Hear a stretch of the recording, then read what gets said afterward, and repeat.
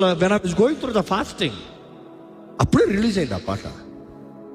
నాకు ఎవరు ఏం తెలియదు, నాకు పాట హృదయాన్ని కదిలించాలంతే.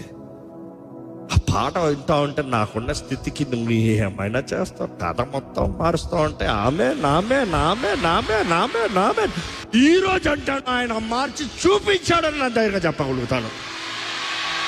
మీ జీవితంలో ఎప్పుడన్నా దేవుడు తారుమారు చేసిన పరిస్థితులు ఉన్నాయా? ఎక్కడ? కేవలం కేవలం ఒక లైన్ పాడుకోదామా?